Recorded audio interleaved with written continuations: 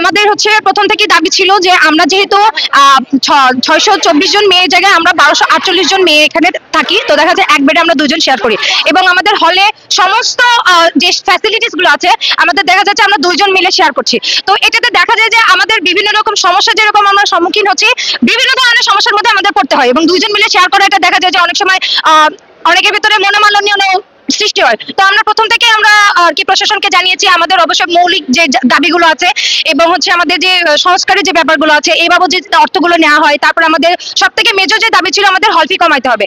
বাংলাদেশের কোনো বিশ্ববিদ্যালয়ে এমন নজির নেই যে এক বেড শেয়ার করে তারা 7,000 টাকা 10,000 টাকা দিচ্ছে। ঠিক আছে, 2022 সালে যখন আমরা আন্দোলন করেছিলাম তখন ছিল আমাদের 5,400 টাকা, সেখান থেকে কমিয়ে আমাদের 3400 করা হয় এবং এই বছর আমাদের দাবি রাখা হয়েছিল যে আমাদের হল ফি 2000 এর মধ্যে করতে হবে, যেহেতু আমরা একটা শেয়ার করি সেই জন্য। তো পরে আজকে আমরা আর কি বাধ্য হয়ে, এর আগেও দফায় দফায় আমাদের স্যারদের সঙ্গে মিটিং হয়েছে, ডিসি স্যারের সঙ্গে মিটিং হয়েছে, তো উনি এটাতে কোনোভাবেই রাজি ছিলেন না।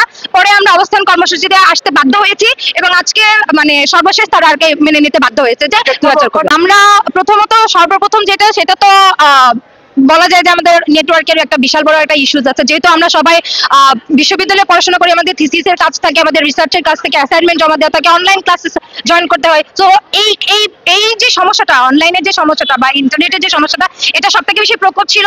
এরপরে আমাদের সেকেন্ড যেটা মেজর সমস্যা সেটা হচ্ছে আমাদের ক্যান্টিনে ভর্তুকি দেওয়া হয় না এবং দেখা যায় যে আমাদের ক্যান্টিনের খাবারের মান খুবই খারাপ, এটা খেয়ে অনেক মেয়েরাই অসুস্থ হয়ে যায়।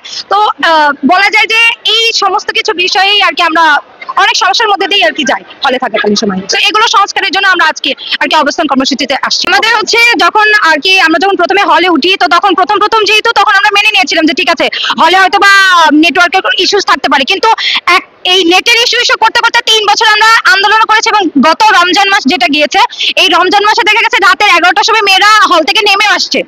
কি হয়েছে, রমজান মাসে টোটাল একটা স্পেসিফিক টাইমে আমাদের হলের নেটওয়ার্ক একদম টোটালি বন্ধ থাকতো এবং দেখা যায় যে ওই সময় নেটওয়ার্ক বন্ধ থাকতো, আমরা বাইরে যে কথা বলবো, বাড়িতে কথা বলার মতন অবস্থা ছিল না। এখন এটা নিয়ে আমরা বেশ মানে একটা কি বলবো, একটা জোরালো একটা অবস্থানে আছি যে আমাদের নেটের সমস্যাটা অবশ্যই ঠিক করে দিতে হবে এবং প্রশাসন থেকে আমাদেরকে আশ্বাস দিয়েছে যে অবশ্যই তারা এটা নিয়ে কাজ করবে। ভিসি তো আমাদের অভিভাবক, তো আমাদের যত আবদার আছে তো ভিসির কাছেই তো আমরা যাবো, এই জন্য আমাদের ভিসির ভবনের সামনে যাবো। নতুন বন্দোবস্ত না, শুরু থেকেই আমরা এই সব সমস্যার মধ্যে দিয়েই আমরা আসতেছি। প্রশাসন চেঞ্জ হয়েছে, প্রভোস্ট চেঞ্জ হয়েছে, কিন্তু সমস্যাগুলো আমাদের থেকেই গেছে। সবাই আশ্বাস দিয়েছে যে না আমরা কাজ করব, আমরা করছি, বা আমরা কোনো ফল দেখি না।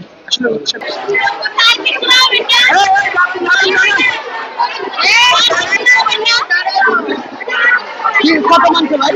2000। আচ্ছা আচ্ছা, আমাদের দাবি এটাই ছিল। আগে কত ছিল? 3400।